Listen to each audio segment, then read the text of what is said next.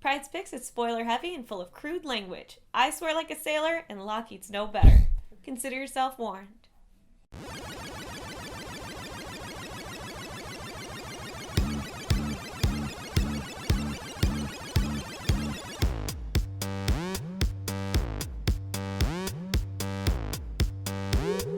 Hey everyone, it's January 1st of 2014, and I'm here with this week's Pryde's Picks.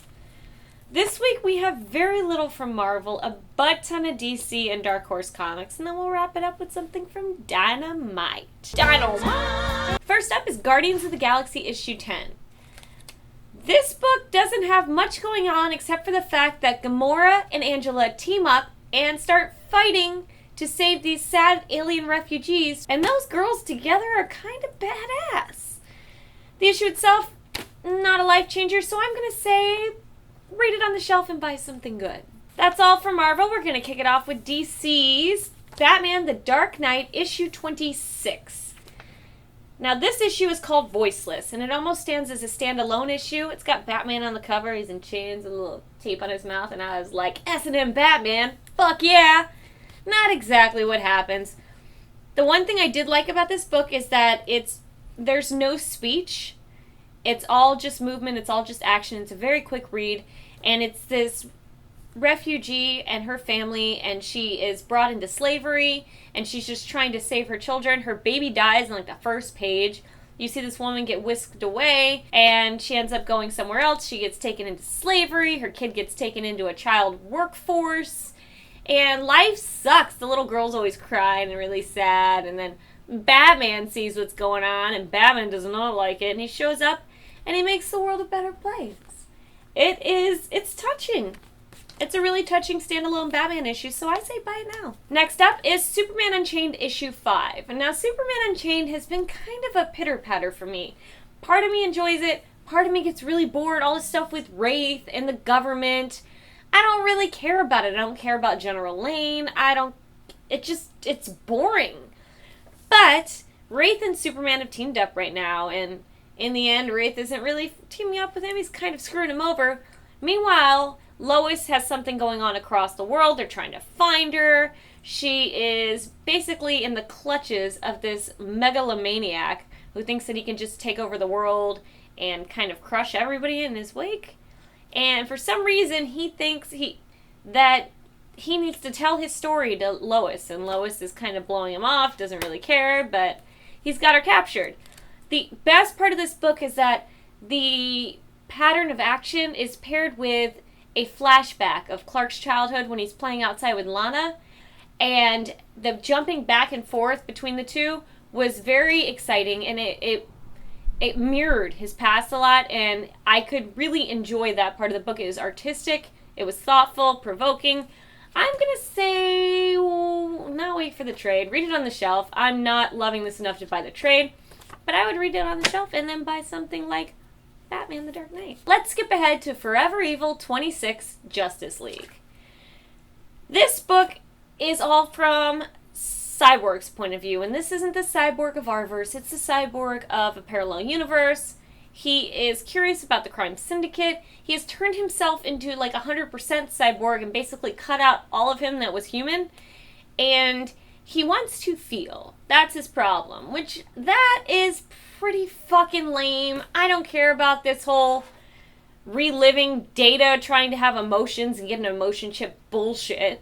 But what I did like about it is that this issue has Cyborg accessing all of his information on the crime syndicate. And little by little, you find out how each character came to be and why they are the way they are. So you get to see a little more behind the curtain, and that I did enjoy. So I am going to say it's almost a buy it now. It's a buy it now, wait for the trade. Forever Evil's kind of awesome.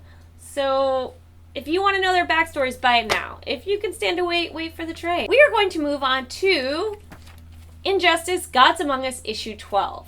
Now, this is based off of the video game, and any of you know that a comic book based off of a video game is pure shit. Injustice is this little gem that you don't expect. You read it, and they can get away with so much because everybody can shrug and say, meh, it's just a video game. It doesn't really mean anything. So the series starts off with the Joker killing Lois Lane, and Superman kind of loses his shit. And as the story has progressed, Superman has gone off the fucking rails. His family can't reel him in. His dad can't reel him in. You got like Jor-El from the Fortress trying to like say, Kal-El, you know, calm down, da da da. Supes isn't having any of it. He's just killing people and fucking shit up. So Superman ends up going after Batman. He's blaming Batman for everything, thinks he needs to be stopped, fucks up Batman to the point of almost no recognition, and then Batman's synthesizing like what makes Superman Superman, this formula that's going to make people strong like Superman. And then somebody comes to Batman's rescue, and it's been a while that I've read a book and halfway through gone, holy fucking shit, out loud. But I did. And then I passed it over to my boyfriend, and he did the same exact thing. So this is a buy it now, buy it immediately, at least pick it up and read it on the shelf if you haven't been reading it, and wait for the trade, because I'm really loving Injustice. If you're a Superman fan, you might be pissed off because you're going to think Supes is above this, but if you're just a fan of some crazy, fucked up, out of this world awesomeness, buy it fucking now. What are you waiting for? Pause this and go buy that shit. Let's jump out of DC and head into Dark Horse Comics with Baltimore, Chapel of Bones. Now, this is by Mike Mignola. He's the guy that did Hellboy. And this is a two-part series. Now, there are these three gentlemen sitting in a pub waiting for their mysterious friend to show up. And this mysterious friend they've known, I don't know, some of them most of their lives, some of them for just small portions of their life. But for some reason, they all meet to wait for this guy because he sends them a letter. Then the pub starts to close, and this creepy motherfucker's like, come up to my parlor and wait for him up here. And they're like, sure, guy, why not? They get up there, and this artist has all sorts of fucked up paintings on his walls about demons and death and blood. He's got walls made of bones. Next thing you know, they've got these zombie vampire-looking motherfuckers after them, and they're using these three guys as bait to wait for their buddy. The thing is that when the buddy shows up, I'm expecting him to be epic. I'm expecting this guy to be like some sort of monstrosity. He's hooded the whole time. It cuts to him and he looks like a normal motherfucker. I don't know. When I saw that last page of this guy just standing in the doorway looking kind of normal with like a little cyborg leg, I was like, I'm fucking done. I don't care about issue 2. The story was kind of entertaining, but I don't know what another issue of something is going to give me a complete story on this, so I'm not a huge fan, but if you're a Mike Mignola fan, you might be into this. So if you are, pick it up. If you're not, definitely skip it. Move on to something like Bad Blood, issue 1. Now, this is 1 of 5, so it's a nice, quick, short series, and if you're interested in something like that, I am going to suggest picking this up. The best part of this book, for me, is the art. It's all watercolored, which I don't see that often in the books I read, so when I do see it, I really get into it. I really feel the emotion. They play with colors, and I love it. The story is about this kid named Trick, and Trick has cancer, and Trick is dying of cancer, and he's got a best friend named Kyle. And Trick and Kyle are the same age. They come from the same backgrounds. They used to both be jock boys, except Trick now is too sickly to do that, and his friend Kyle has been by his side the entire time. His friend's always there to cheer him up. He never treats him like he's a sick kid. And you can really feel this awesome bond between these two. And then Trick's, out at the football field, and it's Kyle's leaving, and Trick's like, I'm going to hang out here for a little bit. And this fucked up looking shark-faced vampire shows up and bites him. And then the guy's like, you are poisoned. You have tainted me. You ruined my life. Basically, it's like giving him an STD or something. He feels tainted. He feels personally upset. And he says, I'm going to make your life a living hell. And then turns around and starts killing everybody this poor kid knows. So this poor kid has to Google vampires and try to figure out a way to find this guy and kill him before he kills the rest of his family and friends. The end has him Googling a vampire club and showing up at it. And this hot vampire chick shows up at the end. And I don't know if she's a real vampire or just some chick with fangs. It's into goth shit. But the book was really good. It was a fun read. It was beautiful. It was well written. Buy it now. Bad Blood, 1 of 5. I highly recommend it. Next up for Dark Horse is Juice Squeezers, 1 of 4.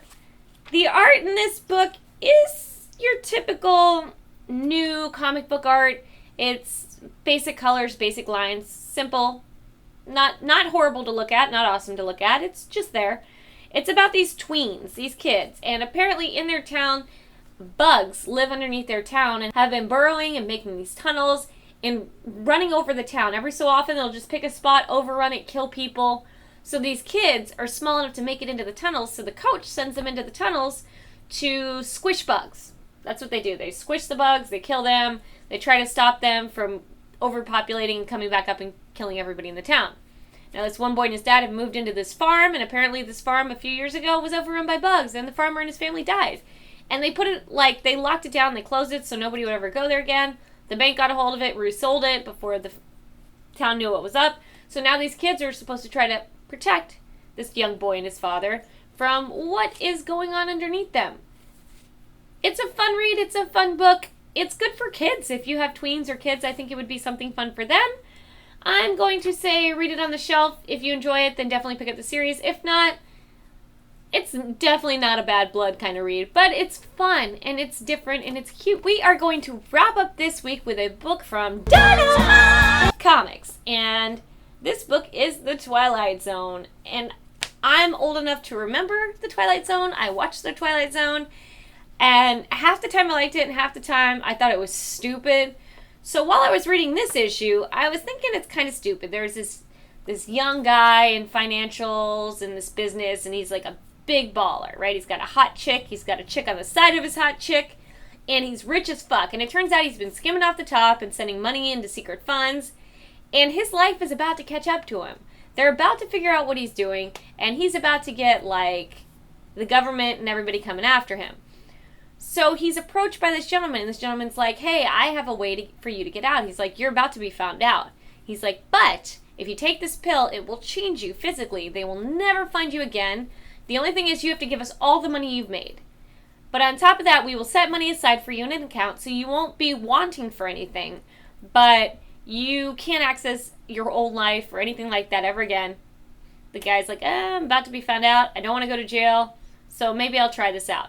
So he takes this pill, and then the process begins little by little, and then the last stage of the process is very painful. Anyway, the guy wakes up, and his girlfriend doesn't recognize him, his mistress doesn't recognize him, and he's thinking he skipped out, made it out alive. He's so excited he can start fresh. He's living the dream. He's off at the beach sipping Mai Tais. And then at the end, and I was bored. The whole time I was kind of bored. I was like, okay, this is kind of cute, I guess. This is stupid. What's going to happen? And then at the end, the news is covering how this company's going under and how they think that the owner of the company has been skimming off the top when in reality it was this gentleman. And then this gentleman's original form shows up on the screen, and he's like, I have a confession to make. And you're like, what? So they tricked him into stepping out of his body so somebody else could basically take his form. And I don't know what's going on.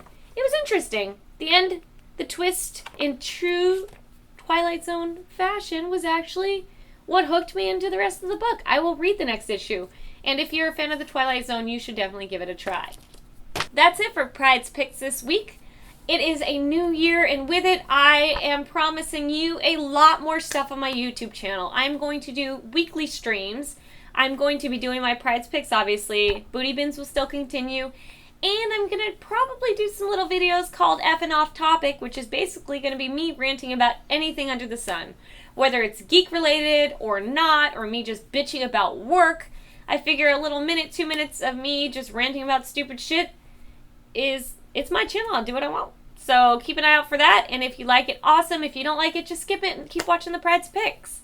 And good night, everybody. Mwah. Good time.